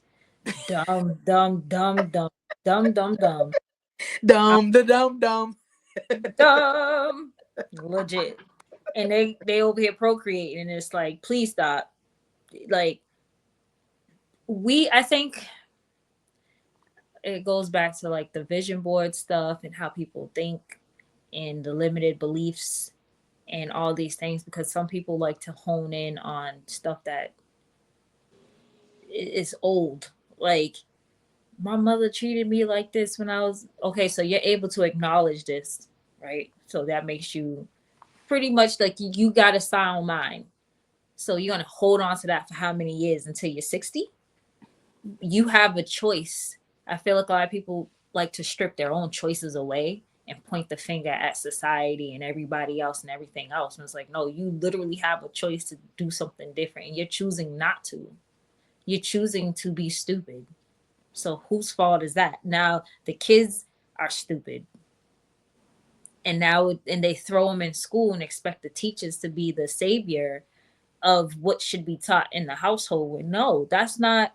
And this is me speaking as an ex teacher. I used to be a daycare teacher, and I already know how hard that is when you're dropping off an infant, toddler, preschooler, and they're gonna drive you crazy. So to you, it's just this is. So I had to really go hard with curriculum and making sure the kids are actually learning, because some people walk in there. We got high school students who are teachers' aides. They're not taking this job serious. Half of them are dumb. So now you're leaving your kids in the hands of a dumb one and a partially smart person if the teacher's good. And it's really about the person. Like if we do not understand who we are at the core of who we are, we're not gonna get far in life at all. Like that's why we're gonna have this cycle is gonna keep replaying and replaying and replaying. I have this conversation with my nieces and stuff too, because I have a niece who I'm a great aunt. I'm a great aunt. Yeah, I'm a great aunt. And she's dumb as hell. Just dumb. She wasn't What? ready. What? She wasn't ready to be a parent, and it shows. And now that baby is delayed, and now that baby is not going to be able to flourish in life because you made a decision. You made a permanent decision off of temporary failings, and this is the results. And this is going to keep happening, right? Because her mother ain't wrapped too tight either. She's following the same path my mom followed, and when she lost all her kids, it's because she was an addict. So now I got another sip. Like it's just a whole cycle of choices. At the end of the day, a lot of the times it's our choices that can change the trajectory of what the other choices will be allotted to us. So I do see where the racism and stuff could play a factor, but a lot of the times it's not that. It's on us. Like if we all chose to do something different, guaranteed change will happen. Yeah. Jenny, I'm gonna let you jump in. The only thing I will say to that, I think it's a culture. Because think about how many Bostonians have that same mind frame, right? So Yes. it's like, what's the odds that all of them got that mind frame? It came from somewhere, right? So to me, it goes back to where the slave master is whipping the slaves to, it's like, and then you think about it's a bunch of slaves, right? And then the slaves is like, listen, this ain't right. One slave is like, this ain't right. Let's all come together. If we all come together, we can beat him. And then you got them slaves. No, we not gonna make master mad. We gonna do what master say. We gonna be quiet. Don't you go mess up stuff. We got chicken on Sunday, and here you go messing up stuff.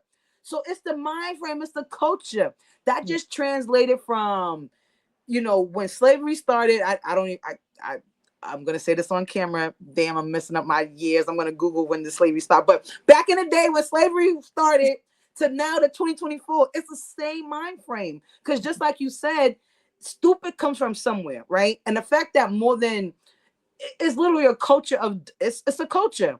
Dumb men, dumb women procreating, now these babies didn't ask to be here. Now these babies are repeating what they see, you know what I'm saying, what they do. And you know how kids are, they sponge. They when you pregnant, they feel all your energy. When they out here in the world, they see mommy crying. They know when mommy and daddy's arguing, when mommy's stressed out, when daddy, when all of that, when daddy got to go to work, the kids feel that. So then now the kid got to go to school, and now the kid got to focus and do the work. But the kid can't focus because either the kid might be hungry, the kid might be sleepy, the kid might be feeling all that energy. The kid just can't focus. So guess what? That translates into the schoolwork. So then now the kid can't do the schoolwork. So then now that becomes an F. So then now you have F on your report card. That brings the kid's self-esteem even lower Mm-hmm. because the kid is actually smart, but then they're not. So then guess what? When the kid come home with an F, guess who's gonna be extra mad? Mommy and daddy. So guess who's gonna get the spanking? So now daddy's mad at the world, mama mad at daddy. They take that energy and they transform it into that child. Now that child gotta grow up, just like you said, they have the wherewithal, but they're harboring all these emotions. We don't have the tools, we don't have therapy, we have that ignorance. We're not set up in the right way to say, listen, let's start unpacking this stuff. Let's work through it. We're not equipped. No, we're not in the church, not in the school, not in after school programs. That's another thing. You want us to, like, we have these state representatives. Y'all coming, y'all knocking on our door. Y'all want us to vote for you. We need resources. We need stuff. And that's where us as a people, like you said, I wish we can come more collectively together. And that's where I wish we can fight. But unfortunately, you have the groups. You have Mm-hmm. group A and you have group B. And then guess what? There's not even a group C and a group D. So it's like before it used to be, now everybody identify,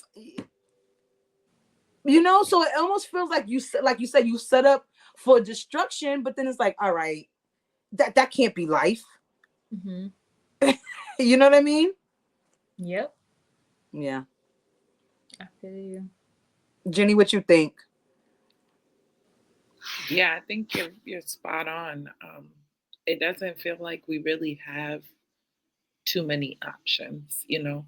Um, and I agree with you, Janae. Like the choices we make, they're detrimental to how our lives play out. Like a lot of what is happening to us right now is based off a decision we made prior. So Mm-hmm. um, with that underlying layer, I think we just all need to be more aware of that, and instead of letting it be our detriment or using it as a limiting belief, or just kind of playing into it. I think this is exactly what they want. Whether it's the being distracted about even conversating about it, because it's like the moment that you bring up racism, it's very triggering, and it's very like you can't say the N word to us.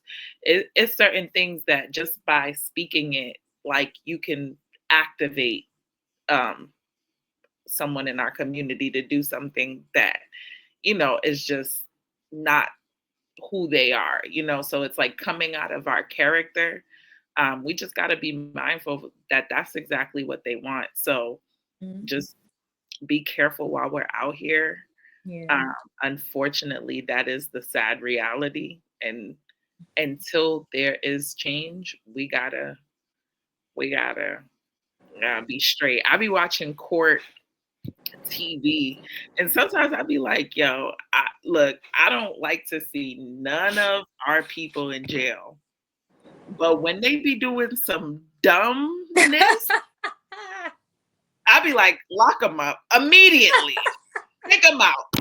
There was this Legit. one guy. He was like, it was on a high speed chase, and he done damn near hit people, hit cars. I'm like, yeah, menace to society. Like, get him the help he needs. I don't know if he Yeah. need to go to jail. I don't know what he need, but he need help, and you need to get it to him immediately.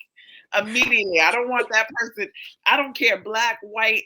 I don't care who you are. If you are crazy, stupid, wild, if you have certain character, get it. And I think policing can work for us, but it's the people that are in it. What are their intentions? Are they doing proper evaluations? And when they're hiring these people, are their mentality?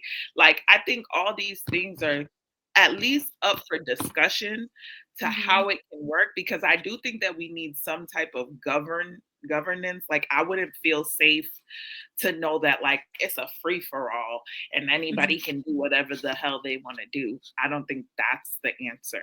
But I do think that the way it is now, it's like it's becoming more surveillance. Like we're gonna be, and now with technology, and like you said, the people that are teaching our kids, the people that are building this technology, they have certain biases, right? So when if you have a robot cop, right, that's built by a group of, you know what I mean, people that don't like us, they gonna automatically see black person as a threat, just like the human cops do sometimes, So it's just like we gotta find a way to interject somehow so that it doesn't go to the next generation and the next generation, because we've seen it over time affect us, our kids, our parents, their parents. Like, it's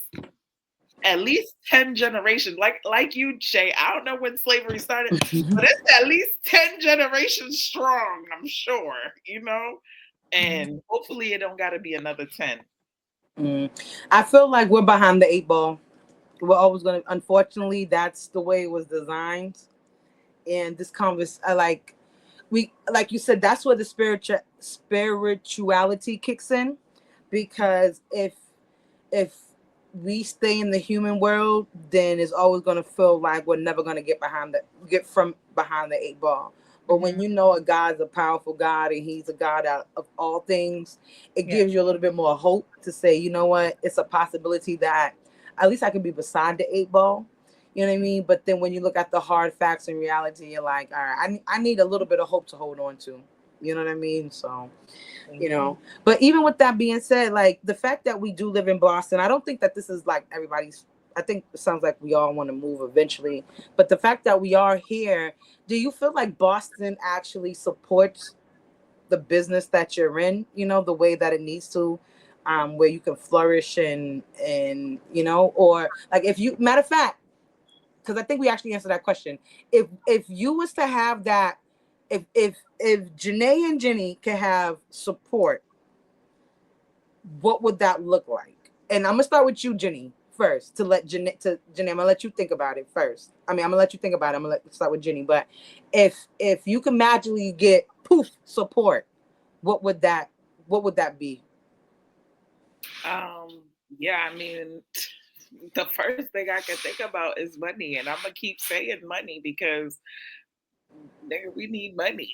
In Like what that, way though? Are you like from the government? From when you say money, what do you mean? yeah, I mean, what they call it, reparations. I need a check. Like, I need some money because, I mean, unfortunately, in this world, that's it's the cost of living to have to worry about my day-to-day expenses, not including business, and knowing that I'm in this predicament not just because of my choices, but also because of the system and the way that it's built. Like it's literally not meant for this, like success.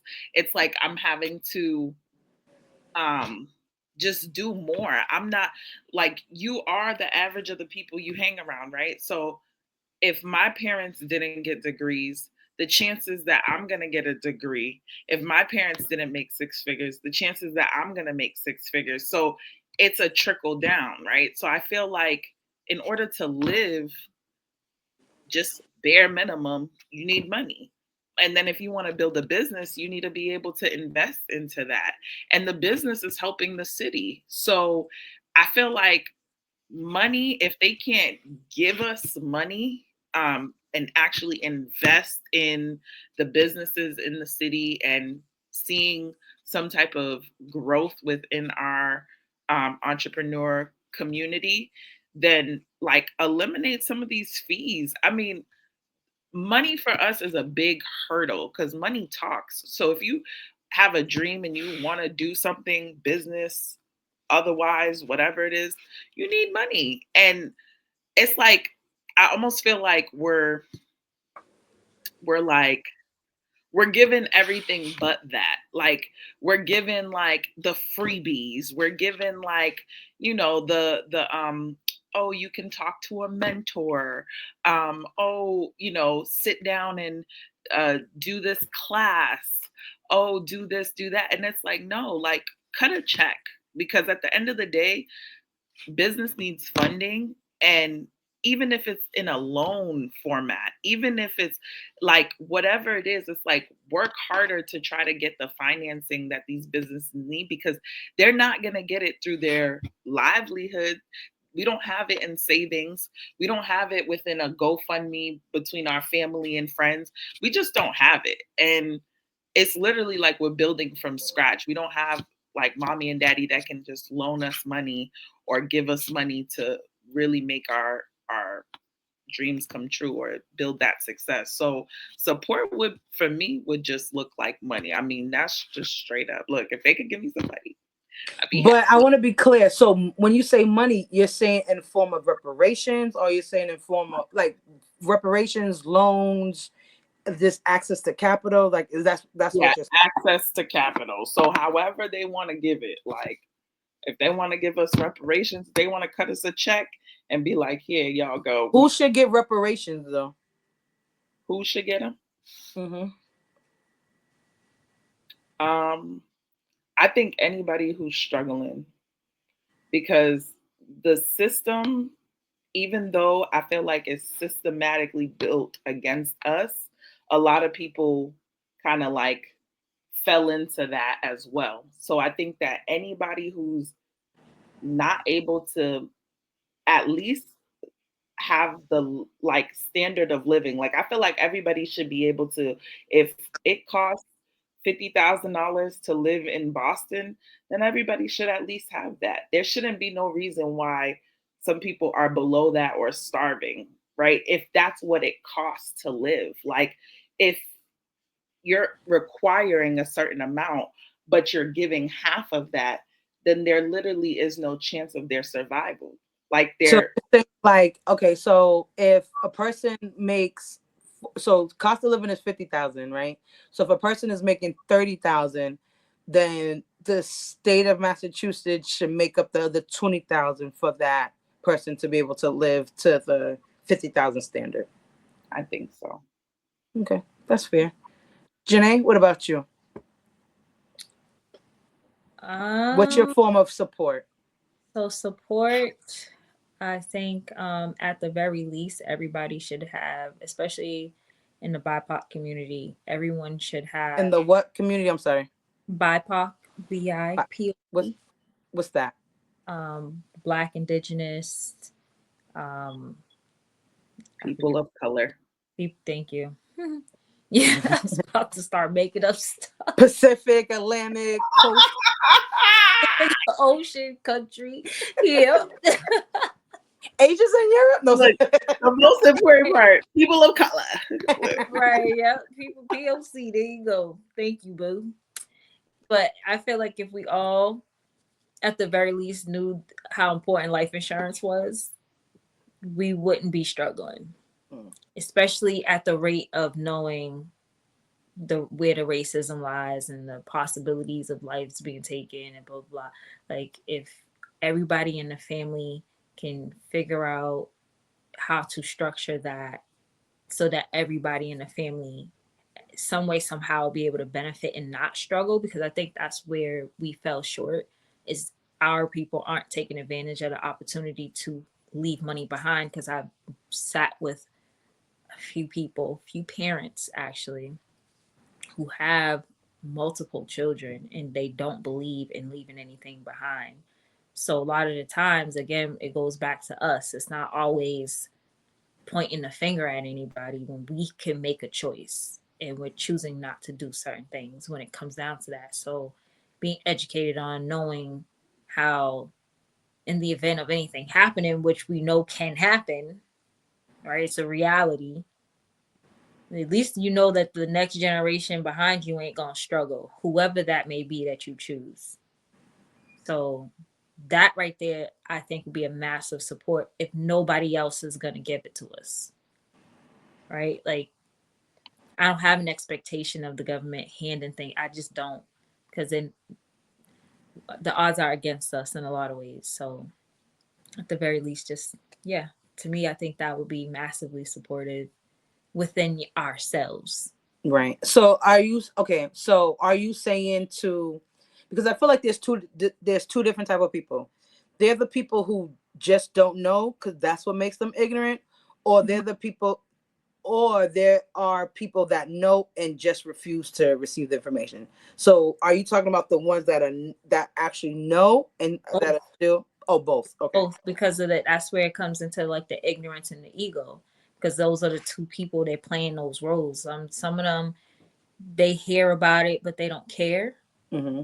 because they have a belief system that they don't want to leave anything behind, because they had a fight to get it. Now their kids have to fight to get it. They really have that mentality. It's a very scary mentality to actually encounter in conversation, because it's like, damn, like you say you love your kids, you say you love your family, but it starts to show that you don't, to even think that way.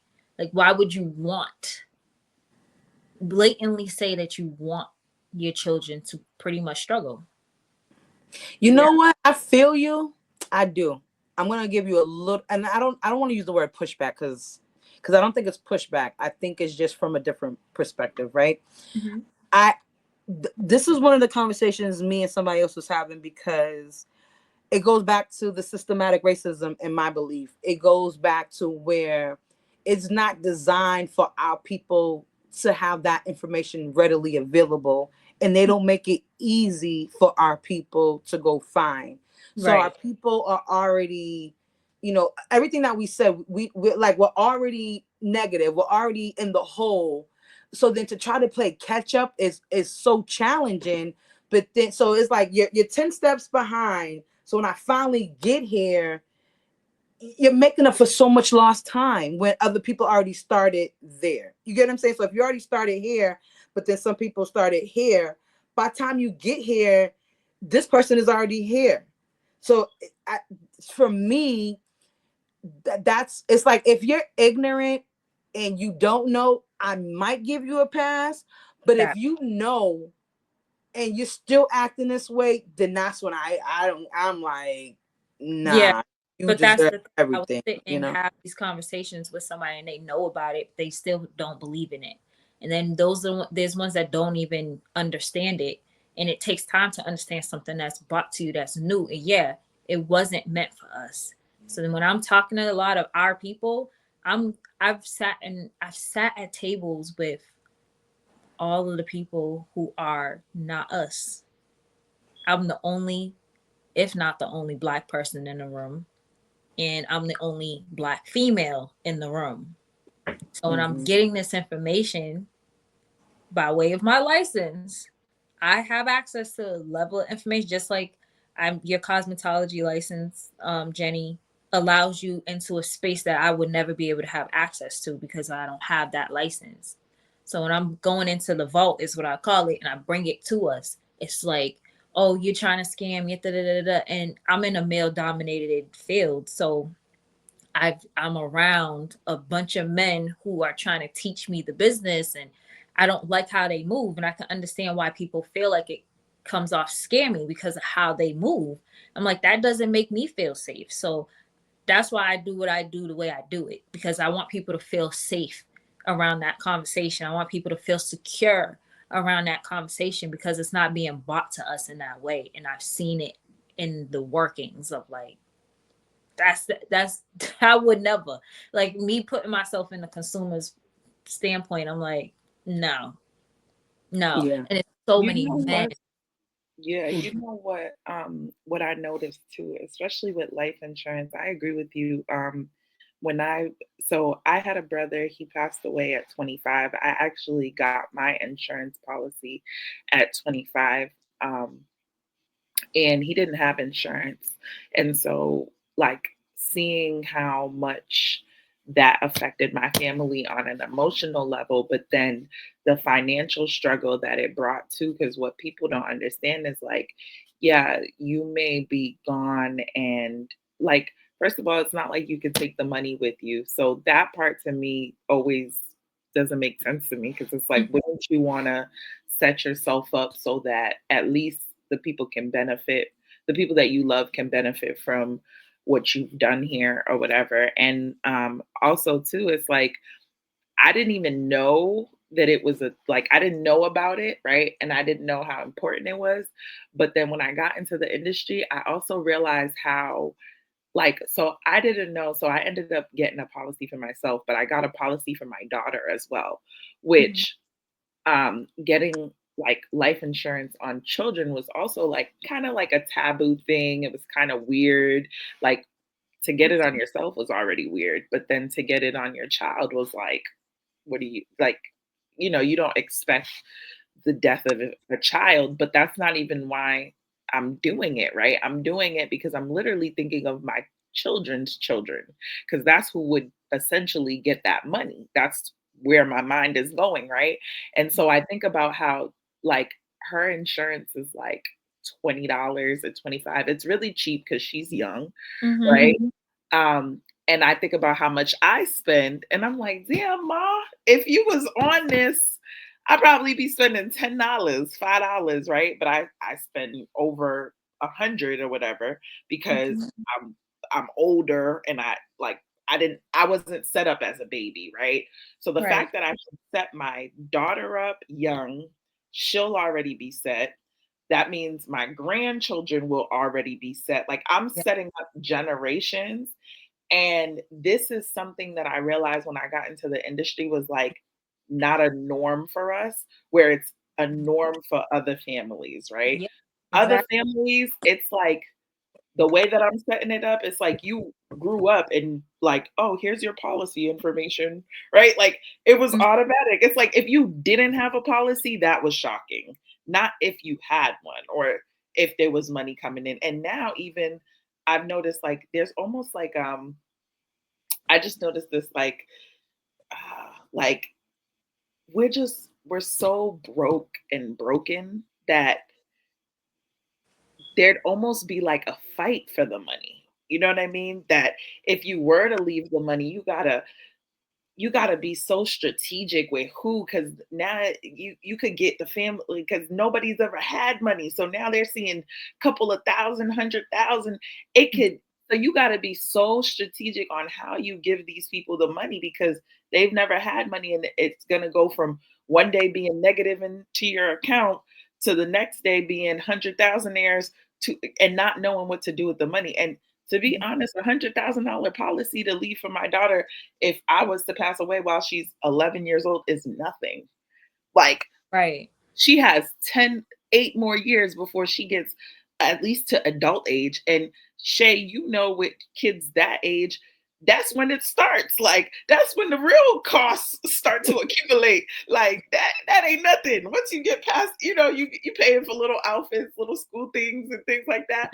But Mhm. then college, all the cost of living, cars, that all these expenses, and it's like who's gonna stop working to take care of my daughter? So many thoughts went through my mind that I'm like, Yeah. this ain't even enough. Like Right. this Right. ain't But even enough. And I'm trying. I'm budgeting.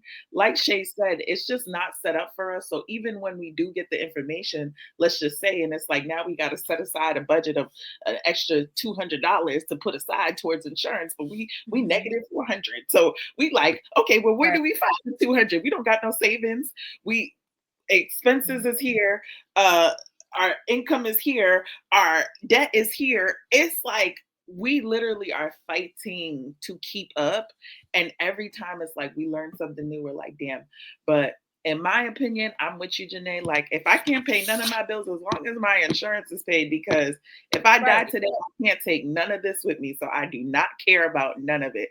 But as long as my family is straight and I'm breaking that generational curse of constantly being broken, Yeah. I You feel good. start the trend of you don't have to struggle. You don't have to fight no more. That's where it starts. Like at least you started. A lot of Yeah. people are so afraid to even get started, which is really, really crazy because I don't know who created the taboo around life insurance at all, considering the fact that we have to be insured as drivers in Massachusetts. They always tack in on renters insurance. We have these insurances in place for protection and we don't even think about ourselves. It just speaks to the value of self. And And it's the only certain thing. You're not exactly, certain to get everything into a that's car accident. guaranteed. Yeah, but Exactly, you're but they certain not to gonna have die. it like that. But They're you know not. what? It goes back to like what y'all both were saying. It's like typically you have somebody, and I feel like I'm on my pro black stuff tonight. I don't hate all white people. I Let me love just say it. that. So let me just make that clear. I don't hate all white people, but I lead with my blackness. At the end of the day, us black people, we didn't have those jobs to put our people in position. You go into an office, you see a sea of white people, you see maybe one or two black people. Those one or two black people, they're going to their families and they're putting them on. And then the rest of them white people are going to their families and putting them on. While the other blacks that are not in our office are miseducated and there's no information. You know what I mean? There's just not enough information. And at the end of the day, we was not set up to know that life, like these privileges, these little things that can keep us ahead, it was designed for us not to know about them. There's not a coincidence that most black people just don't know that.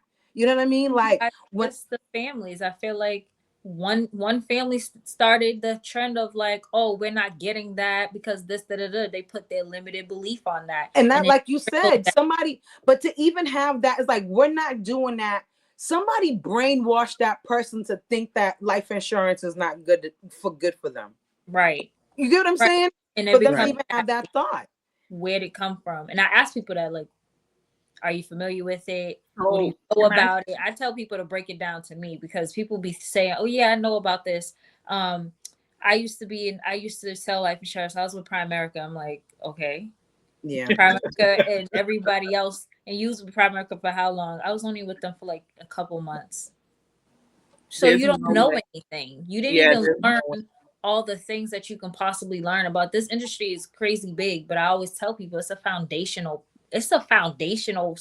like pinpoint. Insurance is the only industry that runs the world. If when you think about it, Yeah. why would you not want to partner with power? You And are We're not even. Go ahead. no. oh, We're I not was gonna say, once somebody has a bad experience, they're gonna go and tell people, you know what I mean? Like, oh no, don't do it. Da, da, da. Because I've experienced it. Like someone, they didn't pay their bill. So with insurance, paying your bill is your contract. So if you don't pay your bill, you don't have a contract. right. So Yeah. they still ended up getting money, but I guess they didn't get what they figured they were promised, but they didn't pay their bills. So it's like you leave that story out to say they're scams, don't do it, and things like that. It's But not. you didn't pay your bill. Like, but that part you're not gonna say, you're not even thinking like that's like a factor. You know what I mean? Like you feel like, oh, they should give you a leeway. But it's like if you're not paying your bill, literally that's the whole point of insurance in the contract. If Right. you're paying $100 a month, they're giving you 100,000. So why would you think they would give you that without you paying your little $100? They're not even. They feel like they owe that. Like you owe me that. I'm obligated to that. You know what I Yeah. mean? Even Yeah. with like my insurance, when I first got life insurance, this was many years ago. I just had it enough. At first, when my kids were small, I had obviously got like the Gerber and stuff like that. But then as I got older, I only had the life insurance that will cover me. And God forbid if something happened to me, my kids would like get, I think it was like $20,000 a piece. But as they got older and my kids started experiencing the world, I raised, everybody got life insurance. They got, each one of my kids got their own policy. My policy now is $200,000, and their policy was just enough for me to bury them. But then one of my sons got into like a car accident.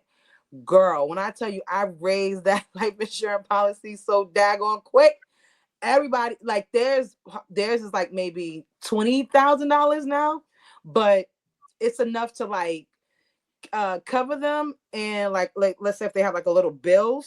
But then like if my kids start having kids, I'm raising it again, because now it's not just about burying you, it's about you, God forbid, these kids. So mine is set up to where they get a little piece, like they're not going to get rich off of my policy, but it will set you in a place where you have a cushion when I'm gone. You get what I'm saying? So You it ain't don't gonna gotta do carry. a GoFundMe Yeah, to you try definitely to don't. bury me. Exactly. And we're gonna have a nice, like I'm gonna have a nice burial. You know what I'm saying? Look, So you gonna have me looking up. listen, Do me up. listen, ice me out. Don't but, bury me, y'all. Don't bury me. Just but you get what I'm saying. Yeah, it's like we but gotta. that's ideally what I would see as support. Like I would hope my father's straight. Like the people around me, if anything happened, they straight, and my name's on the beneficiary list for at least 10%. Yeah. Even but just like you said, like even that's another thing, because I like my kids, I was like, oh, I'm gonna leave it to my oldest son because he's responsible. Then I'm like, no, I don't think I'm gonna do that. I'm like, trust her for, and that's another thing. We don't talk about trust enough. Trust is where all the protection will really come in, because you can say you're gonna be able to have this much, and you're gonna have increments of this much as long as you hit this milestone, and you get to actually like run shit down. You know what? That's why I actually got a will to make sure that's enforced, because I remember this dude, he was like, oh, I want to be buried this type of way, be buried this type of way. Now, mind you, this man got like 3 girlfriends, and they don't even like each other. So I'm like, bro, when you die, they're not even gonna bury you. They're gonna burn you in the backyard. You talking about you want a white suit? You're gonna be naked. Like they're not gonna do none of your wishes. So that made me. That's why I got my will, because I'm like, you know what? And my will would enforce everything. The I'm not trust gonna put the will. The will go through probate. It's not. It's a protection, but it's not as protective as a trust. The trust Oh, will so lock then I'm about to get a trust in, because I Mhm. just, and I don't want that pressure on my son to feel like, oh, mommy's gone, so then now I gotta do this for Yeah. mommy. You know what I mean? Like, you're not the father, you just the brother. So even if, like, you know what I'm saying? Because my son is the type, like, yo, if his siblings on drugs, he's not gonna give that sibling the money. But that's not your, like, if your siblings on drugs, let them go blow that money on drugs. That's not for you to like play God. And my son's like, no. And then I'm like, well, you can't keep their money. You know what I'm saying? Because that's not fair either. So Right. so then I'm going to look into a trust now, because at the end of the day, it's just like, listen, I'm going to play my part. I'm going to leave y'all something, but what y'all do with it is, it's up to y'all. You know what I mean? So Yep. can't control that, you know? Listen, this has been a vibrant conversation. You know, we can go on and on. Like, we can be on here forever. I know. Forever. Love you guys. I love this convo. This is Girl, great. I'm like, we gonna have to start these conversations more earlier. I know, right? I know, because it is getting late, y'all. Yes. So, yes, I mean, I feel like, you know, we could just end off with some words. I know this podcast was just talking about like our experience as, you know, entrepreneurs, as Black women in the business in the city, you know, our thrives. But how would you each, and anybody can start off, but you know, let's end this conversation with some words of encouragement, or you know what, it don't have to be encouragement, whatever you want to, however you want to end this, you know, round this conversation off. You know, let's just, you know, let's do that. It could either be words of good words, it could be words of whatever's on your heart, you know. So whoever would like to, Jenae, don't be side-eyeing like, girl, you know I'm what, trying Jenny, go to ahead. think. I'm like, what do I Look, want to okay, how about this? say? How about we do our juicy confession real quick? It was supposed to be, so the game was going to be that we find 5 things in common, but that's a lot of things. So how about we just try to find 2 things that we all 3 could say that we have in common? Oh, we're Black women, duh. No, it's easy. We gotta ask some questions. Like, we Black women with kids, duh. Okay. Jenae, what do you like to do for fun? Be lazy. I'm with you.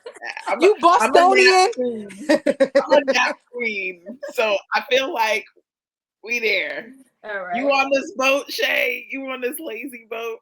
I'm a procrastinator more so than lazy. Yeah. Okay, well, look, hop on the boat. Hop on the boat. Stop following with us. I guess I could be on have that. that quality. Yeah. Okay. Ginger, what's your favorite type of food? Oh, seafood.